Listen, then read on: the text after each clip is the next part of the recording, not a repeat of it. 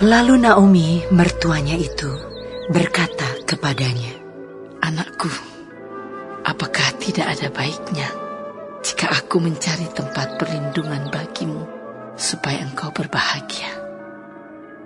Maka sekarang, bukankah Boas yang pengerja-pengerjanya perempuan telah kau temani itu adalah sanak kita? Dia pada malam ini menampi jelai di tempat pengirikan. Maka mandilah dan beruraplah. Pakailah pakaian bagusmu dan pergilah ke tempat pengirikan itu. Tetapi janganlah engkau ketahuan kepada orang itu sebelum ia selesai makan dan minum. Jika ia membaringkan diri tidur, haruslah engkau perhatikan baik-baik tempat ia berbaring. Kemudian datanglah dekat, singkapkanlah selimut dari kakinya dan berbaringlah di sana. Maka ia akan memberitahukan kepadamu apa yang harus kau lakukan." Lalu kata Rut kepadanya, "Segala yang kau katakan itu akan kulakukan." Sesudah itu pergilah ia ke tempat pengirikan, dan dilakukannya lah tepat seperti yang diperintahkan mertuanya kepadanya. Setelah Boas habis makan dan minum, dan hatinya gembira, datanglah ia untuk membaringkan diri tidur pada ujung timbunan jelai itu. Kemudian datanglah perempuan itu dekat dengan diam-diam. Disingkapkannya lah selimut dari kaki Boas, dan berbaringlah ia di situ. Pada waktu tengah malam, dengan terkejut terjagalah orang itu. Lalu meraba-raba ke sekelilingnya, dan ternyata ada seorang perempuan berbaring di sebelah kakinya. Bertanyalah ia, "Siapakah engkau ini?" Jawabnya, "Aku Rut, hamba-mu. Kembangkanlah kiranya sayapmu melindungi hamba-mu ini, sebab engkaulah seorang kaum yang wajib menebus kami." Lalu katanya, "Diberkatilah kiranya engkau oleh Tuhan, ya anakku. Sekarang engkau menunjukkan kasih-Mu lebih nyata lagi daripada yang pertama kali itu, karena engkau tidak mengejar-ngejar orang-orang muda, baik yang miskin maupun yang kaya. Oleh sebab itu anakku, janganlah takut. Segala yang kau katakan itu akan kulakukan kepadamu, sebab setiap orang dalam kota kami tahu bahwa engkau seorang perempuan baik-baik. Maka sekarang memang aku seorang kaum yang wajib menebus, tetapi walaupun demikian masih ada lagi seorang penebus yang lebih dekat daripadaku. Tinggallah di sini malam ini, dan besok pagi jika ia mau menebus engkau, baik, biarlah ia menebus. Tetapi jika ia tidak suka menebus engkau, maka akulah yang akan menebus engkau. Demi Tuhan yang hidup, berbaring sajalah tidur sampai pagi." Jadi berbaringlah ia tidur di sebelah kakinya sampai pagi. Lalu bangunlah ia sebelum orang dapat kenal mengenal, sebab kata Boas, "Janganlah diketahui orang bahwa seorang perempuan datang ke tempat pengirikan." Lagi katanya, "Berikanlah selendang yang engkau pakai itu, dan tadahkanlah itu." Lalu ditadahkannya selendang itu. Kemudian ditakarnyalah 6 takar jelai ke dalam selendang itu. Sesudah itu pergilah Boas ke kota. Setelah perempuan itu sampai kepada mertuanya, berkatalah mertuanya itu, "Bagaimana, anakku?" Lalu diceritakannya semua yang dilakukan orang itu kepadanya, serta berkata, "Yang 6 takar jelai ini diberikannya kepadaku, Sebab katanya, engkau tidak boleh pulang kepada mertuamu dengan tangan hampa. Lalu kata mertuanya itu, Duduk sajalah menanti anakku, sampai engkau mengetahui bagaimana kesudahan perkara itu.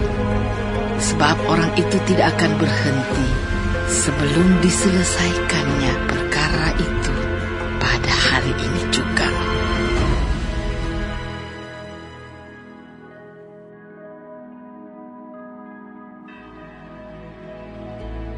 Boas telah pergi ke pintu gerbang dan duduk di sana. Kebetulan lewatlah penebus yang disebutkan Boas itu. Lalu berkatalah Boas, "Hai saudara, datanglah dahulu kemari. Duduklah di sini." Maka datanglah ia, lalu duduk. Kemudian dipilihnyalah 10 orang dari para tua-tua kota itu dan berkata, "Duduklah kamu di sini." Maka duduklah mereka. Lalu berkatalah ia kepada penebus itu, "Tanah milik kepunyaan saudara kita, Elimelek, hendak dijual oleh Naomi yang telah pulang dari daerah Moab. Jadi pikirku, baik juga hal itu kusampaikan kepadamu sebagai berikut. Belilah tanah itu di depan orang-orang yang duduk di sini dan di depan para tua-tua bangsa kita. Jika engkau mau menebusnya, tebuslah. Tetapi jika engkau tidak mau menebusnya, beritahukanlah kepadaku, supaya aku tahu, sebab tidak ada orang yang dapat menebusnya kecuali engkau, dan sesudah engkau, aku." Lalu berkatalah ia, Aku akan menebusnya. tetapi kata Boas, "Pada waktu engkau membeli tanah itu dari tangan Naomi, engkau memperoleh Rut juga, perempuan Moab, istri orang yang telah mati itu, untuk menegakkan nama orang itu di atas milik pusakanya." Lalu berkatalah penebus itu, Jika demikian, aku ini tidak dapat menebusnya, sebab aku akan merusakkan milik pusakaku sendiri. Aku mengharap engkau menebus apa yang seharusnya aku tebus, sebab aku tidak dapat menebusnya. Beginilah kebiasaan dahulu di Israel dalam hal menebus dan menukar. Setiap kali orang hendak menguatkan sesuatu perkara, maka yang seorang menanggalkan kasutnya sebelah dan memberikannya kepada yang lain. Demikianlah caranya orang mensahkan perkara di Israel. Lalu penebus itu berkata kepada Boas, Engkau saja yang membelinya. dan ditanggalkannyalah kasutnya. Kemudian berkatalah Boas kepada para tua-tua dan kepada semua orang di situ, "Kamulah pada hari ini menjadi saksi bahwa segala milik Elimelek dan segala milik Kilion dan Mahlon aku beli dari tangan Naomi. Juga Rut, perempuan Moab itu, istri Mahlon, aku peroleh menjadi istriku untuk menegakkan nama orang yang telah mati itu di atas milik pusakanya. Demikianlah nama orang itu tidak akan lenyap dari antara saudara-saudaranya dan dari antara warga kota. Kamulah pada hari ini menjadi saksi." Dan seluruh orang banyak yang hadir di pintu gerbang dan para tua-tua berkata, Kamilah menjadi saksi. Tuhan kiranya membuat perempuan yang akan masuk ke rumahmu itu sama seperti Rahel dan Lea, yang keduanya telah membangunkan umat Israel. Biarlah engkau menjadi makmur di Efrata, dan biarlah namamu termasyur di Bethlehem. Keturunanmu kiranya menjadi seperti keturunan Peres, yang dilahirkan Tamar bagi Yehuda, oleh karena anak-anak yang akan diberikan Tuhan kepadamu dari perempuan muda ini." Lalu Boas mengambil Rut, dan perempuan itu menjadi istrinya, dan dihampirinyalah dia. Maka atas karunia Tuhan, perempuan itu mengandung, lalu melahirkan seorang anak laki-laki. Sebab itu, perempuan-perempuan berkata kepada Naomi, "Terpujilah Tuhan yang telah rela menolong engkau pada hari ini dengan seorang penebus. Termasyurlah kiranya nama anak itu di Israel. Dan dialah yang akan menyegarkan jiwamu dan memelihara engkau pada waktu rambutmu telah putih. Sebab menantumu yang mengasihi engkau telah melahirkannya, perempuan yang lebih berharga bagimu dari 7 anak laki-laki." Dan Naomi mengambil anak itu, serta meletakkannya pada pangkuannya, dan dialah yang mengasuhnya. Dan tetangga-tetangga perempuan memberi nama kepada anak itu. Katanya, "Pada Naomi telah lahir seorang anak laki-laki." Lalu mereka menyebutkan namanya Obed. Dialah ayah Isai, ayah Daud. Inilah keturunan Peres. Peres memperanakan Hezron. Hezron memperanakan Ram. Ram memperanakan Aminadab. Aminadab memperanakan Nahason. Nahason memperanakan Salmon. Salmon memperanakan Boas. Boas memperanakan Obed. Obed memperanakan Isai. Dan Isai memperanakan Daud.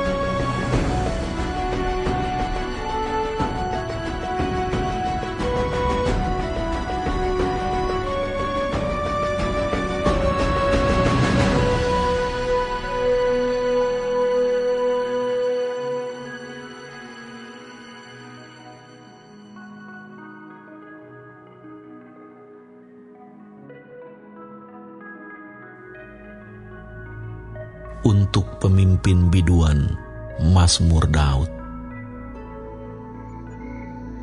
Ya Allah, dengarlah suaraku pada waktu aku mengadu. Jagalah nyawaku terhadap musuh yang dahsyat. Sembunyikanlah aku terhadap persepakatan orang jahat, terhadap kerusuhan orang-orang yang melakukan kejahatan, yang menajamkan lidahnya seperti pedang, yang membidikkan kata yang pahit seperti panah, untuk menembak orang yang tulus hati dari tempat yang tersembunyi. Sekonyong-konyong mereka menembak dia dengan tidak takut-takut. Mereka berpegang teguh pada maksud yang jahat.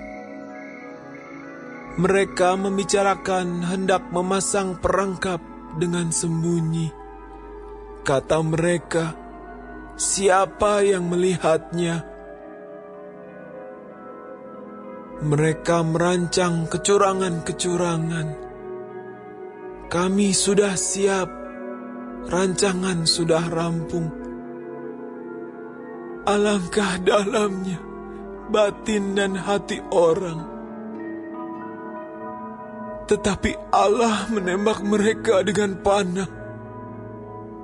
Sekonyong-konyong mereka terluka. Ia membuat mereka tergelincir karena lidah mereka.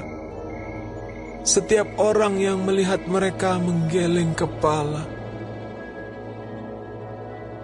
Maka semua orang takut dan memberitakan perbuatan Allah dan mengakui pekerjaannya. Orang benar akan bersukacita karena Tuhan dan berlindung padanya. Semua orang yang jujur akan bermegah.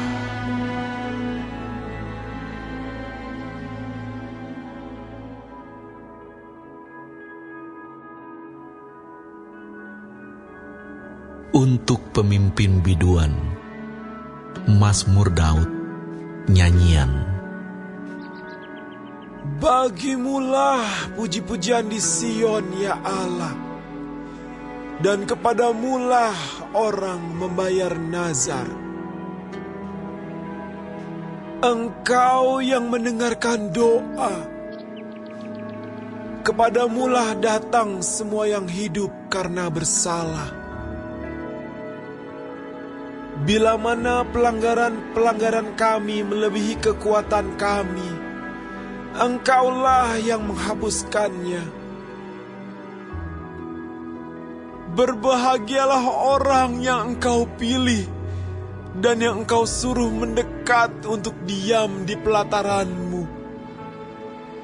Kiranya kami menjadi kenyang dengan segala yang baik di rumah-Mu, di bait-Mu yang kudus. Dengan perbuatan-perbuatan yang dahsyat dan dengan keadilan Engkau menjawab kami, ya Allah yang menyelamatkan kami. Engkau yang menjadi kepercayaan segala ujung bumi dan pulau-pulau yang jauh-jauh. Engkau yang menegakkan gunung-gunung dengan kekuatan-Mu, sedang pinggang-Mu berikatkan keperkasaan. Engkau yang meredakan deru lautan, deru gelombang-gelombangnya, dan kegemparan bangsa-bangsa. Sebab itu, orang-orang yang diam di ujung-ujung bumi takut kepada tanda-tanda mujizat-Mu. Tempat terbitnya pagi dan petang Kau buat bersorak-sorai. Engkau mengindahkan tanah itu, mengaruniainya kelimpahan, dan membuatnya sangat kaya. Batang air Allah penuh air.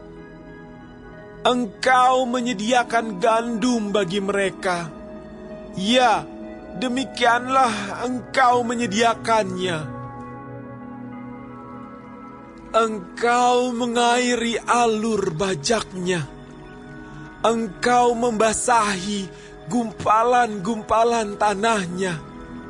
Dengan dirus hujan, Engkau menggemburkannya. Engkau memberkati tumbuh-tumbuhannya. Engkau memahkotai tahun dengan kebaikan-Mu. Jejak-Mu mengeluarkan lemak. Tanah-tanah padang gurun menitik. Bukit-bukit berikat pinggangkan sorak-sorai. Padang-padang rumput berpakaikan kawanan kambing domba. Lembah-lembah berselimutkan gandum. Semuanya bersorak-sorai dan bernyanyi-nyanyi.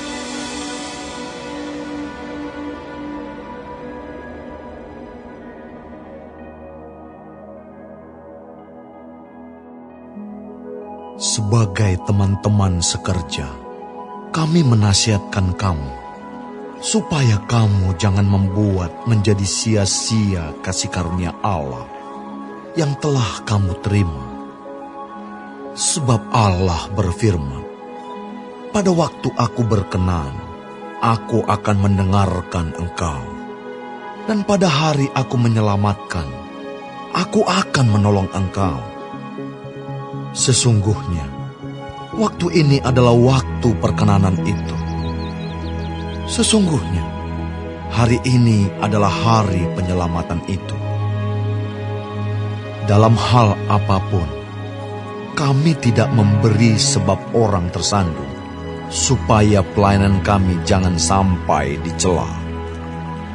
Sebaliknya, dalam segala hal kami menunjukkan bahwa kami adalah pelayan Allah, yaitu dalam menahan dengan penuh kesabaran dalam penderitaan, kesesakan dan kesukaran, dalam menanggung dera, dalam penjara dan kerusuhan, dalam berjerih payah, dalam berjaga-jaga dan berpuasa, dalam kemurnian hati, pengetahuan, kesabaran, dan kemurahan hati, dalam Roh Kudus dan kasih yang tidak munafik, dalam pemberitaan kebenaran dan kekuasaan Allah, dengan menggunakan senjata-senjata keadilan untuk menyerang ataupun untuk membela, ketika dihormati dan ketika dihina, ketika diumpat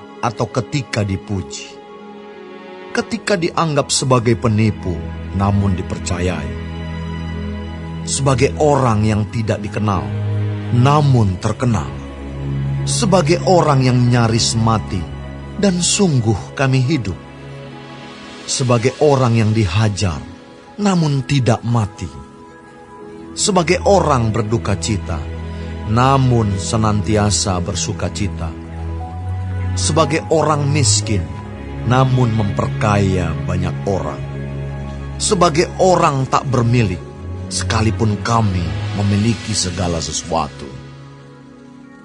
Hai orang Korintus, kami telah berbicara terus terang kepada kamu. Hati kami terbuka lebar-lebar bagi kamu. Dan bagi kamu ada tempat yang luas dalam hati kami.